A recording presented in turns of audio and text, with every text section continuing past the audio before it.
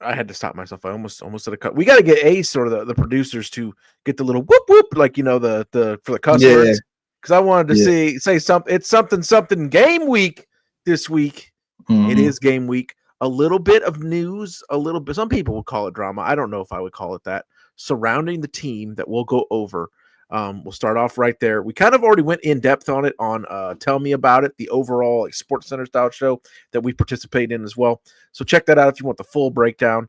The primary thing is that there were some rumors going around and some people who chase clicks for their websites, trying to make something out of nothing, not paying attention to the nuances of people's spoken language, asking. So Reggie Barlow took the job, Tennessee State. We know that by this point. It's a well-worn story. There were some questions on. So he is bringing his staff with him to the school, and to include Fred Kaiss, offensive coordinator, even Gregg Williams, which was a surprise to me, defensive coordinator, and his quarterback coach / offensive assistant, Shannon Harris, who has taken over as the head coach for the DC Defenders. However, they will not be leaving until after the season is over, and there was never any question about whether they were going to or not. But Reggie Barlow, in his introductory press conference at Tennessee State, did clear that up for sure, for certain. The coaching staff is not leaving the DC Defenders. Shannon Harris is here to do interim head coach. Fred Kaiss, Gregg Williams on the defensive side. Everyone is going to be here. There is no worries about that, and there never was. So we got game week. We got the 3-time defending, three-peat champions, the Birmingham Stallions, coming in this week. And some people would say, between the coaching flux, between all the questions, between us going against the big dogs, the Birmingham Stallions, that maybe the chips are down. Maybe this is a bit of an uphill climb, that there's some concerns, some worries. Well, I'm here to say, this is what I've always said in my past life and in now and in all these things. Situations where it seems like the deck is stacked against you are also situations where there's opportunity to thrive. There is opportunity to rise above and make a name for yourself. And that is what this is. It is just as much an opportunity as it is a battle. And a situation where we're climbing uphill, because nobody thinks, there's a lot of people, especially like the odds makers. We're 7-point underdogs at home. It's crazy. Everybody out there is just expecting the Defenders to get run over here because of the flux with the coaches going against the 3-time champs, all of that. So therefore, pressure's off of us as the Defenders, and I'm just here to say, to all those players, to everybody, all the noise, as long as you go out there and bring out DC Defenders football, bring the physicality that we all know that everybody is capable of, and the attitude that we bring to this league with this team, things will fall into place just the way that they need to. Go out there, represent yourself, represent the name on the back of your jersey, and we will be all right. I don't have too many words. Like I said on Tell Me About It, we have the best offense. We have the best coordinator team in the league. They're still there. Shannon Harris has been with the team. The players are familiar with him. The players like him. I don't think that's going to be a huge downgrade or problem.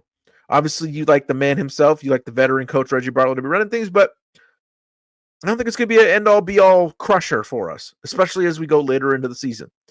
If we can go out and give the Stals everything that they could ever hope to get, that can show a lot of people, even in a losing effort.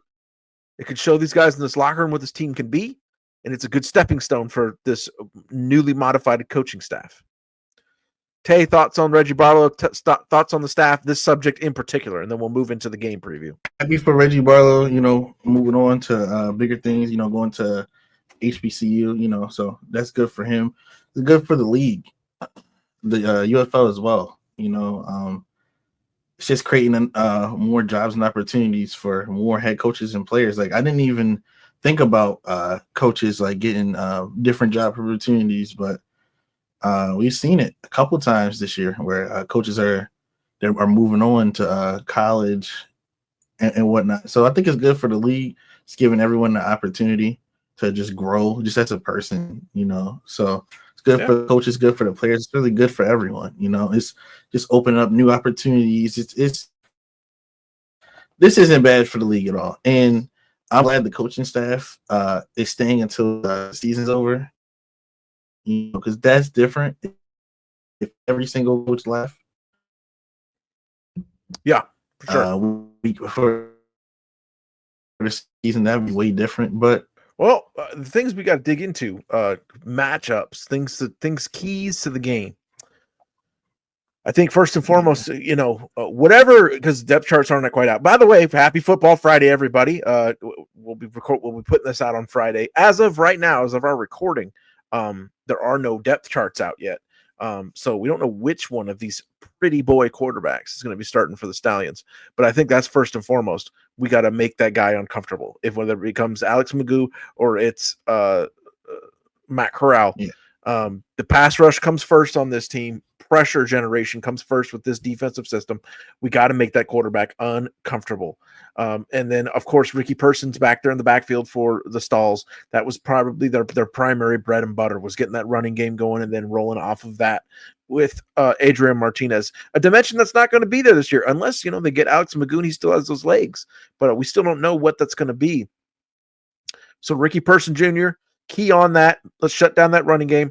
Pass rush pressure. Malik Fisher, Derek Roberson doing things. We got guys in the back end as of right now. Again, that chart's not out yet, but it looks like our guy Taylor Hawkins is going to be starting in the secondary at safety, making plays, playing that Rambo position.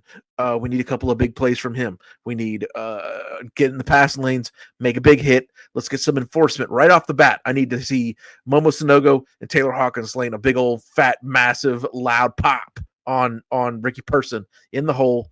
Let's send a message early, get that physicality out there. I think that's our primary key to victory on the defensive side of the ball. What do you think there, Tay? And what key do you have that's going to help us be competitive here? Just make it happen on defense. But really, my key of the game is running the ball. You know, again, that's another thing I've been stressing. Abram Smith is back. You know, hasn't played football in a while, but he's not old or anything like that. So I do think that should be the way we win most of the games this year. You know, start off early. You know, you got to get the run game going. It just makes it easier for the pass. So, yeah, I expect Abram Smith to have a great year. Like I said, I think he should lead the league in running. He's that talented. We've seen it before. So, you know, just after a year of no football, I think he'll be back just fine. But yeah, that should definitely be something we stress. Running the ball. Because it just, again, like I said, it opens up for the pass game. So that's moving on to keys to on the offense. 100% correct. We got to get we got a real good backup, a good group, a good platoon with Deion Jackson back there as well. Made the team looking good. You know, 6 foot 220, runs a low 4.4. He's a bad dude. He's going to be a key, I think, to this offense being successful this year. New addition, Deion Jackson in the backfield, along with Abram Smith being back, helping out, former MVP performer. We hope he can get back to that level.